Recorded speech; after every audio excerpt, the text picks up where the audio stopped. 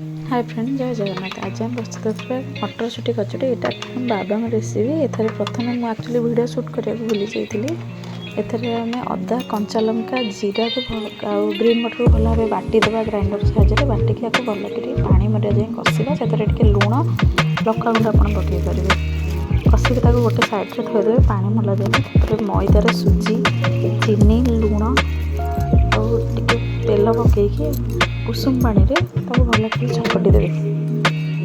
चकटी गोटे डो दे ओदा कपड़ा गुड़े किसी समय रखी आम रखी सारापर एपटे जो आम प्रस्तुत कर जो मसला छोट छोट गोल करके गोल करदे